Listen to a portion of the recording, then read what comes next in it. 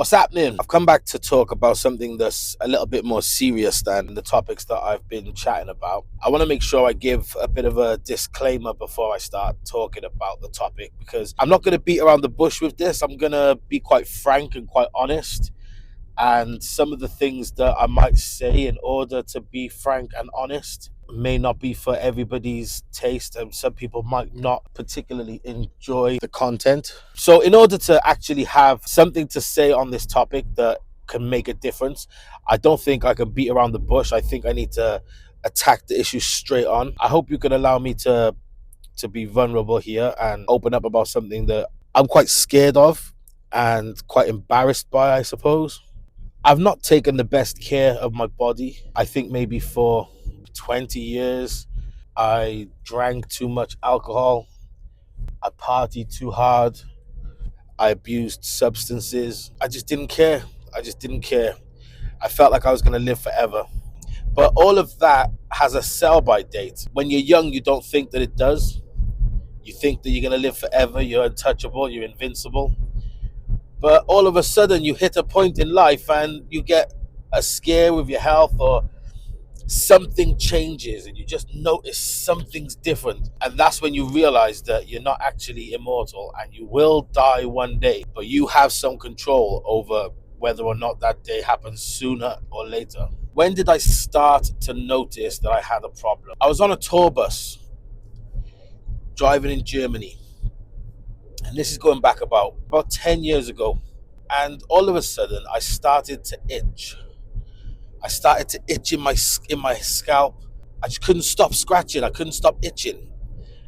And within the space of about 5-10 minutes, the itching had spread. I was scratching everywhere, scratching it. Within about 15 minutes, this itching had gone from the sort of rim of my head all through my body, so to the point where I'm scratching my back, I'm scratching my front, I'm scratching my face, I'm scratching my legs, everything. I'm just scratching, I'm itching everywhere. And I just didn't know what was wrong with me. I didn't understand what was going on. And my friend Matt, who I'm still friends with to this day, he said, let's stop and get some antihistamines. I was like, okay. And at that point, I would have done anything at all that would possibly have helped me. So Matt took us to a service station. We stopped, we got some antihistamines. I took some, and lo and behold, I came back to normal. I started to calm down, cool off a bit. I went on this tour and partying. It didn't happen again.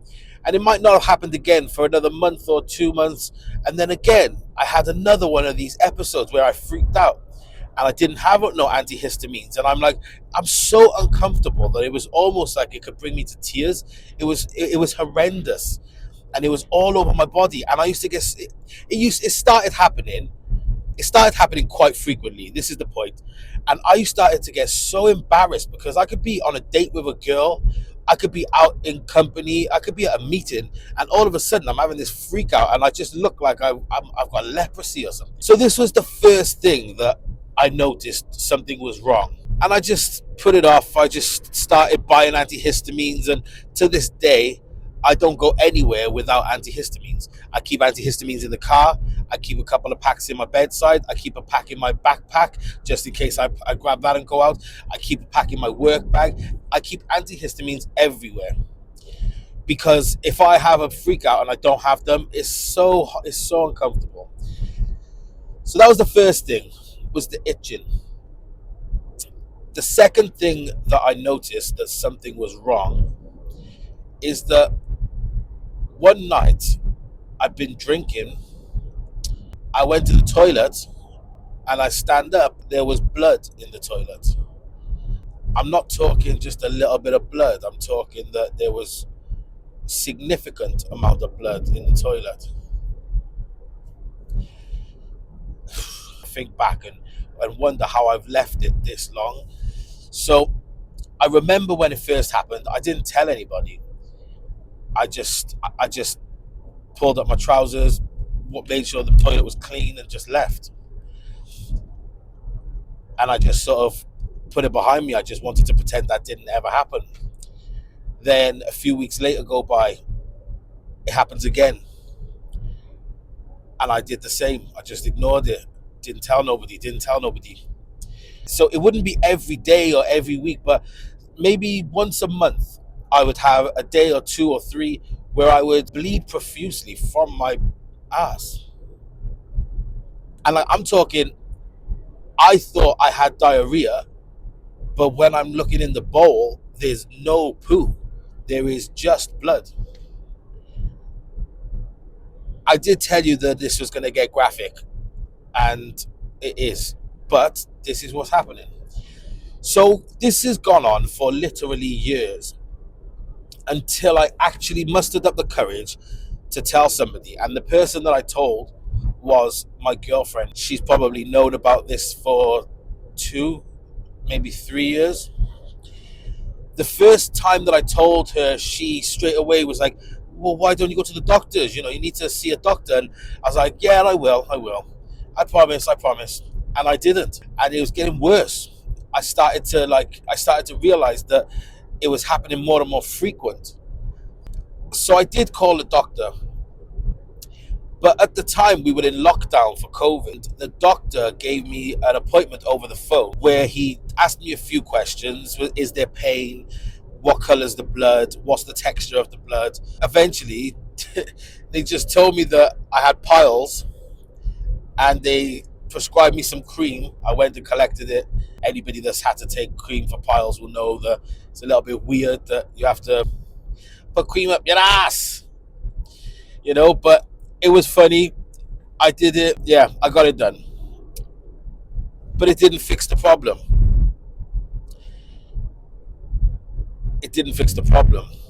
It may have changed my way of thinking about the problem, but it didn't fix the problem. Some time went by, and I was fine for a little while. I think I'd sort of changed certain habits, if you will, because I was a bit like put off and whatnot. Another year or so go by, and we're talking now up to about October last year, 2024. And I've realized that it's happening again, and it's frequent again. So this time I thought, you know what? I'm gonna get this seen to. For once in my life, considered, what if you die? What if you've got something wrong with you that could kill you? So I started to consider my own mortality, and I started to consider I'm not a young whippersnapper anymore. People of my age can suffer with bowel cancer or bowel diseases. I don't know that I have anything like that yet, but if I don't find out what the problem is, then I don't know how to manage the problem. So I went to the doctor. I wasn't registered with a doctor at this point. So I called up the local doctor and I registered, and they asked me to come in for an appointment just to complete my application. And when I'm there, I said to the doctor, I said, look, mate, I said, can I tell you something I've been really scared about, and it's the real reason why I've signed up to your surgery. And he's like, yeah, what's wrong? And I told him, look, I've been bleeding a lot, badly, and like on and off for a good few years now. And he said, oh, let's get you up on that bed and give you an examination. I was like, oh my God. The combination of relief and absolute terror, because I knew that, quite frankly, that doctor was about to finger me. It's not funny though, is it? But I started sweating. I freaked out. I knew that doctor was about to do something to me that had to be done, but I didn't want it done. I was about to get violated. So the doctor does his examination. It's not the most comfortable thing. It's not the nicest thing to have to go through for anybody, but it had to be done. And he told me that he wanted to send me for blood tests, and he told me that he would then, depending on the results, send me for a colonoscopy, which, for anybody that doesn't know, is a camera that goes up your bum and looks around in your stomach, I suppose. And so, yeah. So that leads me up to now. I went and had my blood tests. that alone was really terrifying for me. I've never had blood taken. I'm actually really afraid of needles. But again, this is why I've not been going to see the doctors, because I knew that they would need to take bloods and I didn't want to give it to them. I had my bloods done. I had my blood results back. They did tell me that I had a vitamin D deficiency, and they've put me on vitamin D tablets. Alongside those tablets, I'm trying my best to get out and about. So I have a vitamin D deficiency. I'm on medication for that. I feel a bit better since I've been taking the medication. I feel a bit more energized. I feel a bit happier even. Then he told me that I've got an inflamed liver. What does that mean? I don't know. My liver is inflamed. Well, I want to take you back to the itching. I did the thing that you're not supposed to do when you are not feeling great. And I Googled my symptoms going back a few years. And I learned that your liver is where you create histamine. And if you drink to excess, often you can produce too much histamine, which would explain somewhat why I have these itching fits and then have to take antihistamine. Is this making sense? So, what is wrong with my liver, and have I fucked myself? And is there anything that I can do to heal it, to fix it, to stop it from being inflamed? When I have my colonoscopy next week on Sunday, will they find anything else? Or is that the issue? Is that the root of the cause? If that is the root of the cause, does that mean that the blood is coming from my liver? And how much damage must I have done to my liver for it to be bleeding like that? You know, like all these things are really, really going around and around in my head, and it's been hard to deal with. It's not been an easy thing to process. I don't think I don't know. It's very real, and it's very right now happening in my life. I have got issues that I may have caused myself. I've got issues that I'm now worrying might not be reversible. The thing that kills me the most is that I know young men like me don't like to go to the doctors, and I wonder how many other men are in my situation where they've got these quite severe issues that they're not addressing. I really do. I wonder how many of you are there that are ignoring blood in your stool? How many of you are out there ignoring itchiness because it's weird, you don't know where it's come from? How many of you are ignoring these things? And what would it take to get you to see the doctor? It took me about 10 years to get this sorted out. And now I get to have the colonoscopy, and I'll be honest, I'm dreading that now. It's just like when I had the bloods taken. It's just like when I had to have my rectal cavity examined by a doctor. You know, these are intrusive procedures, and I'm dreading it. I'm not looking forward to it at all.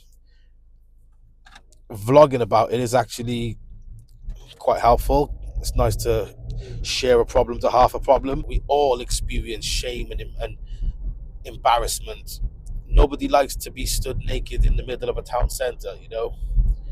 Well, some people do, but they tend to not be very well. So look, I'm going to wrap it up there. I appreciate anybody that's listened to the end.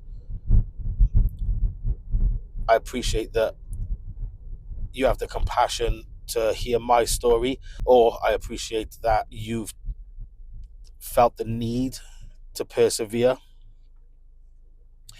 which could suggest that maybe you relate in some way, which means that me sharing my embarrassing story is actually a positive thing. and the helpful thing. Please like, please subscribe, please share to anybody that you think this could be important to.